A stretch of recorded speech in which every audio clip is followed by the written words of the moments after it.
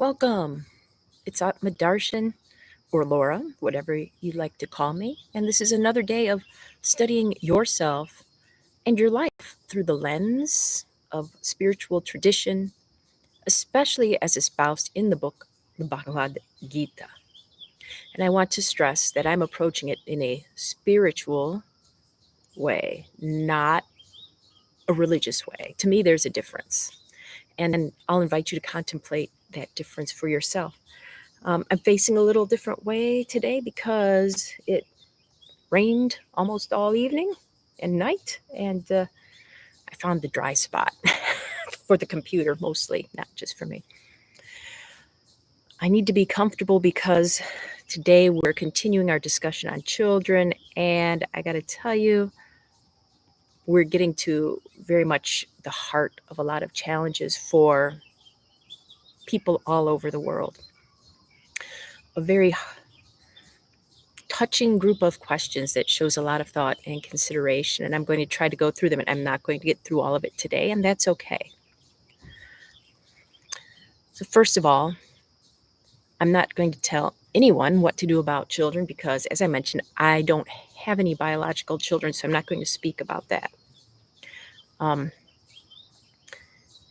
also because the Bhagavad Gita, and this is one reason I refer to spirituality in some ways because of religion. I was brought up in a religion, and this is my experience, that told you exactly what you needed to do. And there was no room for variation depending on the individual. Whereas with the Bhagavad Gita, what I found is there are options.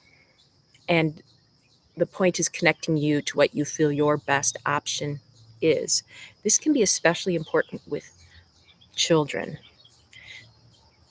When I say children today, to help make it even more universal, we can talk about biological children, children you have in your family from any means, but also for those of us who do not have children, we still give birth to creative works, for example, or we have pets, or we adopt and take care of other beings' children as if they were our own. Gardening is an example of raising babies. So however this resonates with you is correct. I'm going to start just at the beginning and we'll see how much we get through. Whoops. And then we'll pick up tomorrow. So the question starts, if Arjuna had kids, and I'm going to stop right there because in the Bhagavad Gita, you may remember there's the hero Arjun, who's a warrior prince, and he's talking with his best friend and spiritual advisor, Krishna. They both have children. And part of the idea of the Gita and the Mahabharata, its source material, is to show through story and example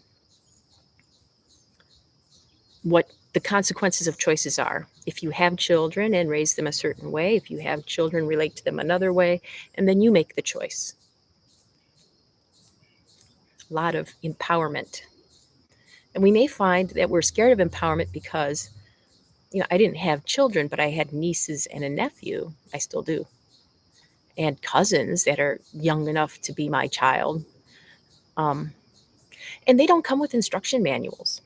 And that's the thing. This is part, I think, of the self-doubt, is we want a manual to tell us the right thing to do, especially with children. I mean, they're a precious trust. If we care about them at all, we want to know the right thing to do. And if we do something wrong or feel that we've done something wrong, it devastates us. And I've been reading a lot about lately, children are like cutting off their parents. You may know somebody this has happened to or not. I grew up and with my father, I cut off all interaction with him and his side of the family when I was young and very young, but when I was old enough to do so and be like, no, that's not happening. And I know about this. Okay. I know it from the child's side. I can't imagine how it must feel from the parent's side. Although as I get older and actually very close to the age my father was when he died, it comes into my mind what that must have been like for him. So first of all, Arjun had children. And we can talk more in detail about how he treated them, but maybe if we go into the Mahabharata, one thing that's stressed about children is that they are their own entities who come into the world to do something specific. For example, Arjun and his brothers are said to be incarnated divine forces of the wind, of the thunder and lightning, or one could say of the deities of those elemental forces that have come to the world to help restore justice. And their grandfather, Bhishma, was a divine being who came into this world, well, as a punishment. I think I've told this story before, but I'm going to revisit it again. So Bhishma, in a previous existence, so Bhishma was the grandfather. He was the oldest relative of both Krishna and Arjun fighting in this civil war. And before he was born, it's said that he and his brothers conspired to steal a cow from a great sage who caught them stealing the cow and cursed them with the most horrible thing you could do to a divine being. Bhishma and his brothers were divine beings of elemental forces, and it's said that the root of Bhishma's name before he was born, hey, what's your name before you were born? If you find out, let me know. But anyway, his name before he was born was Yao, which is etymologic. It's related to the word that the Greeks used for their chief god, Zeus. Okay, so he was an elemental being of great power. And when he stole the cow with his brothers and the owner of the cow caught them, the owner of the cow, a great sage, cursed Yao and his brothers to be born as human. And that was horrible for them. They had to leave their divine state, their place in the heavens, and come down and suffer. There's so much more to that story, but let's stop there. So we have Arjun and his brothers, divine beings incarnated for a purpose. Bhishma, or Diao, born into a human body, incarnated for a purpose. So let's start there. It's easy to think of children of any sort, like pets even, as little beings we're going to get, and they're going to take care of our needs. Like, I'm going to get a cat to take care of my loneliness, or, you know, some people feel they have children to save a relationship. That's bringing a child into our lives for our own purpose. It could be writing a book for the purpose of money, okay? But each being, including books, including artwork, has a purpose. And ideally, we come to see ourselves as facilitator of that being's destiny, whatever it is. So the first thing we have to do as any sort of parent is be able to step back and see that we are instruments of the cosmic will. This is exactly what goes through the Bhagavad Gita. Arjun gets into suffering and trouble when he sees everything as a result of his ego-based achievements, instead of facilitating the plans of an intelligence or a being or an energy or a force or a concept, however you want to think about it, that's greater than himself. I'm going to refer you to a wonderful poem by Khalil Gibran, sung by Sweet Honey in the Rock with great beauty as well. And it starts out, oh, it's called On Children, and it goes, "Your children are not your children. They are the son and the daughters of life's longing for itself. They come through you, but they are not from you. And though they are with you, they belong not to you." So for every sincere parent of anything, I encourage you to start by acquainting yourself with this concept very familiarly. Like when I wrote those books, the Song of Your Soul translations of the Gita, I knew that they weren't going to make me money. They were going to cost me a lot of time and hardship just to get them done. Yet it felt like very much the right thing to do to facilitate this. And maybe, they won't be well known, or maybe this or maybe that, but I did what I needed to do. And I've let that go out into the world. And it's gotten a very good review in an international journal recently. I forgot if I mentioned that or not. So that excites me, but not on an ego way. It's like, this came through me and it needs to be recognized on its own merits, and I just support it however I can. Can we take that mindset to anything we consider to be our offspring? Tough. Well, let's go into a balanced pose to focus the mind, and then our meditative practice.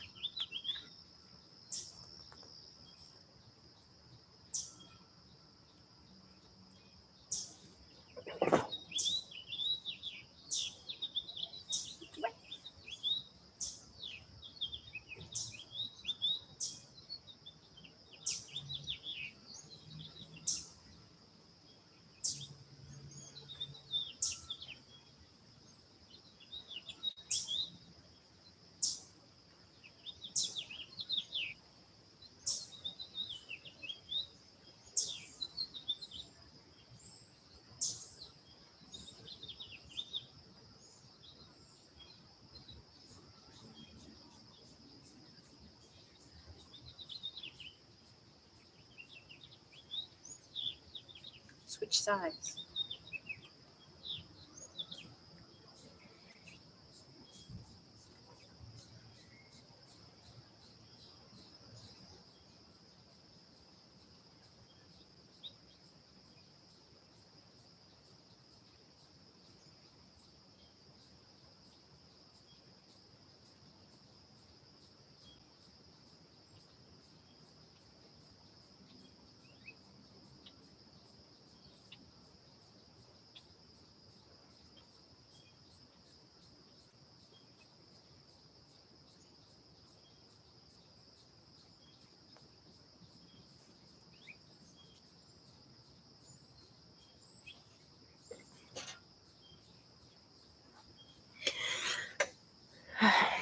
Hopefully that settled the mind a bit, so that for the next 5 minutes we can go into a contemplation of